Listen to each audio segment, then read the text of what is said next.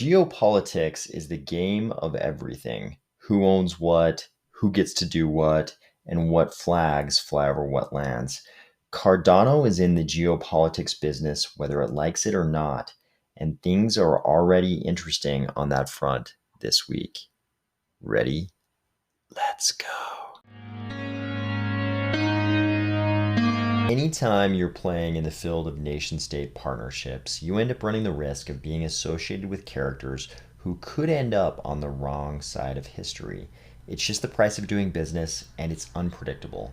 Even Nobel Prize winners can end up accused of war crimes and worse. It's almost unavoidable. This is something we're going to run into repeatedly as Cardano expands globally. Before we get to all that, we need to talk about this. I am all for highlighting the ridiculousness of the fiat currency system, all the excesses and all the arbitrary stuff that goes on, the fluctuations in the amount of currency in the system and all the different impacts that has on the economy. But I'm also for accuracy and not mischaracterizing things so as to mislead people. So this little quote out of the White House is getting thrown around on crypto Twitter today. In this case, it's reported as Biden says in the days ahead, people may see their retirement account values sink and interest rates go up in all caps, right? So this would lead people to believe either, I immediately see this and I think, okay, the current administration wants to get reelected. So this is probably not something they said, at least not this way. They wouldn't say this way for sure, because they want people to have good feelings about their economic performance as an administration, not negative feelings. And of course, it's getting thrown around as, in this case, humorously, Biden advertising Bitcoin. Super hilarious and kind of the case. But in a lot of cases like this, it's good to go to the original footage to the extent that we can determine what is the original footage in these days of deepfakes. But in this case, I think we can. We can go to the original footage and see what was actually said. No surprise in this case, when we go to the footage of the actual press conference, what was being described was a scenario where the two parties in the US can't come to an agreement on raising the debt ceiling, and these possible bad things could happen. It was not a statement that these bad things are about to happen. If you ever see a White House administration, especially a first-term White House administration, saying those things, then probably we're in pretty rough shape. Probably things are so far gone, you already know what's happening, because a first-term White House administration is probably never going to say those things unless it's such a foregone conclusion that everybody already knows. But they're definitely not going to come out of the blue and drop these ideas about economic doom. And in this case, of course, it's just political brinksmanship. They're trying to put pressure on the opposite party to get them to agree to raise the debt ceiling. But of course, everybody already knows the party that's in power right now already has enough votes in both houses of the legislature to get it done eventually. And we don't need to get into the technicalities, all the procedural stuff about the possibility of filibusters and all those kind of things. So what we saw today was not, in fact, a proclamation of economic doom out of the White House. They were just engaging in political brinksmanship to put a little pressure on the opposite party. Maybe it's even inaccurate to say they were engaging in brinksmanship, but that they were foreshadowing this game of brinksmanship that inevitably takes place every single time the US government needs to raise the debt ceiling. It's kind of an unfortunate but given fact of life that while the governed go about their daily existence, those who engage in the business of governance tend to amass disproportionate fortunes while they're in power. While this isn't something that anybody really likes, it seems to be the case. No matter what country we look at, even the most advanced economies, well-known democracies, we look at the politicians, and they tend to have very high net worths by the time they leave office. And in the case of those who were in the world of business prior to their time in government, it's pretty easy for them to explain away. They just say, hey, I was a very successful business person, just like I'll be a very successful representative of the people while I'm in government. So everybody's cool with that. But in a lot of cases, we have these sort of lifelong politicians when they are also, and they tend to also amass these fortunes. Not in all cases, but in a lot of high profile cases, when you look at their net worth, it's amazingly high given that they have these salaries, these government salaries that are sort of fixed, and we know exactly how much they made by their service to the governments, whatever government they're a part of. We know exactly how much they were supposed to make, and their net worth tends to be something far in excess of that in a lot of cases. Those politicians have a problem. And unfortunately, it looks like around the world, the way many politicians choose to solve this problem is by hiding their wealth. Today was one of those days where we got a peek into that whole world, the same way we seem to always get a peek into it, not just lately, but going back a long, long time. These days we tend to call them papers or leaks. The one today was called the Pandora Papers. This follows on the heels of all the stuff that came out of the Panama Papers and even WikiLeaks. And in these Pandora Papers, we had nation state leaders from around the world sort of implicated in this wealth concealment.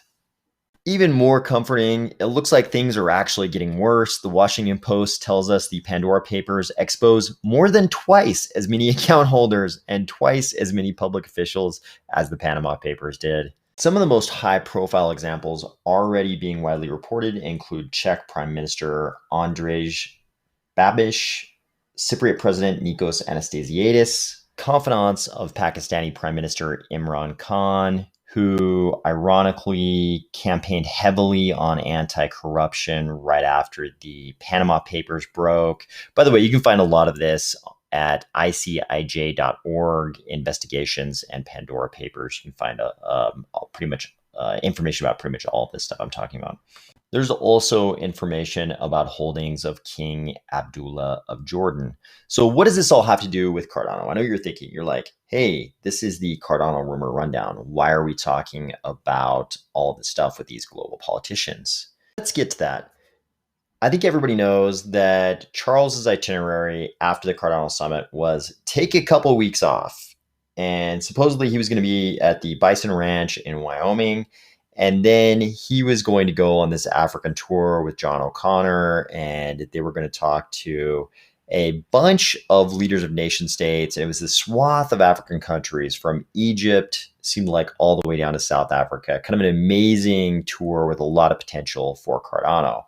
And that is definitely still the case.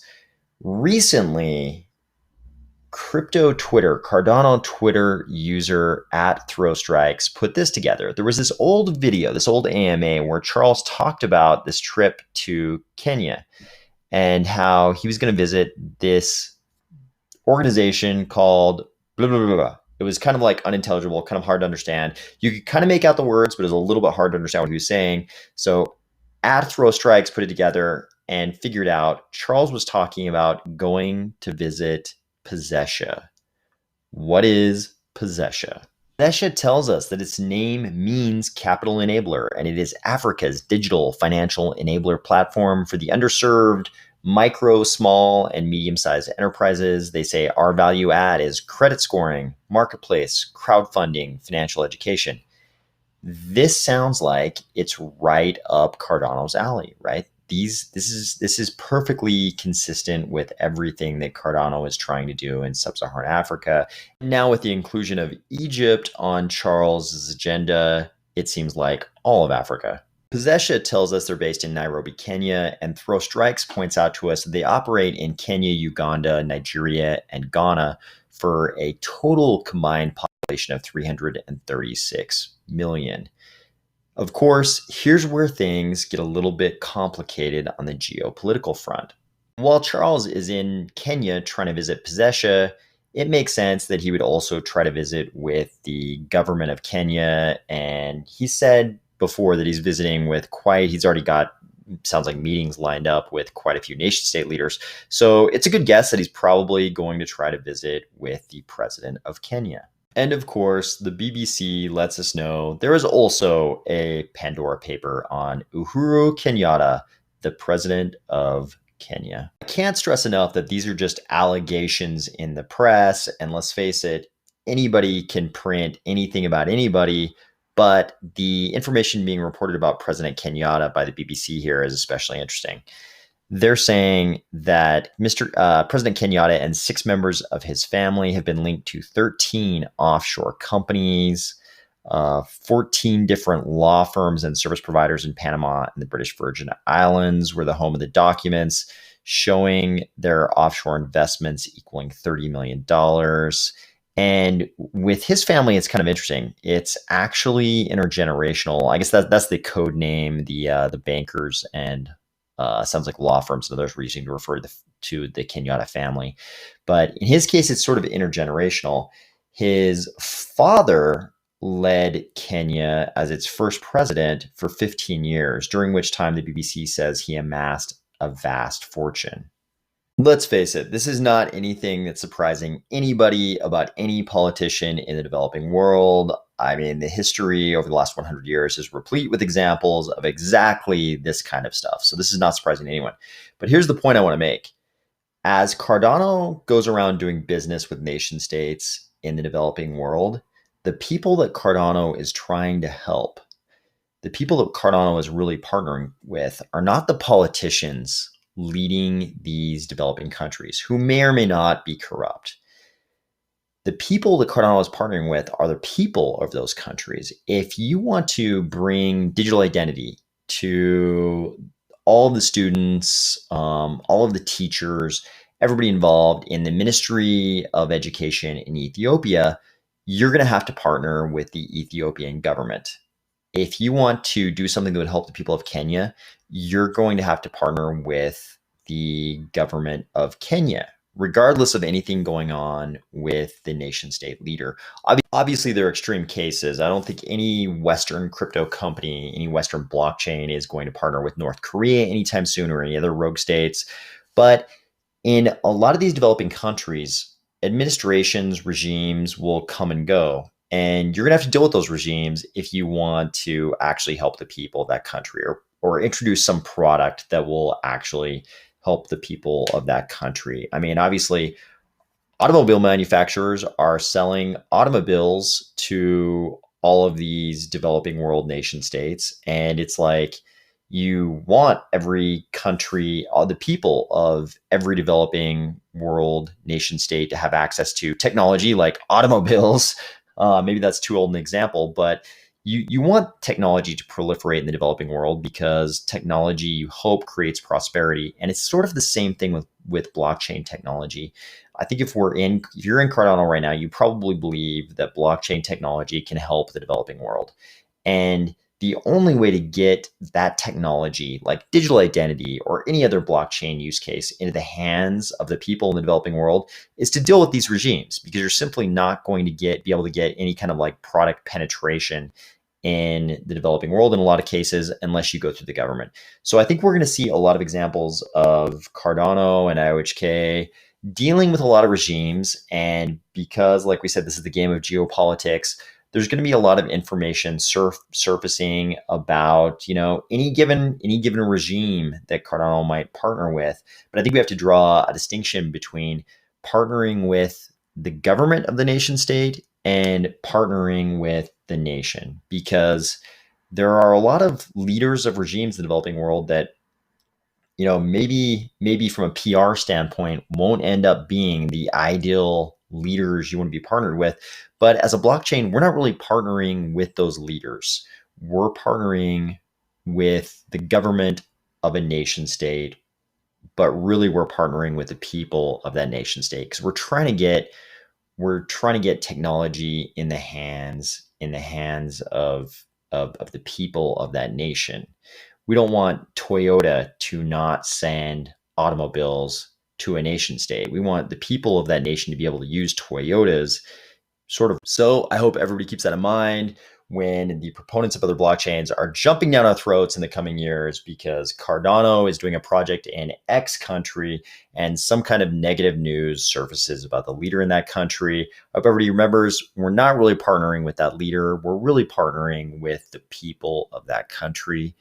And I'll talk to you tomorrow.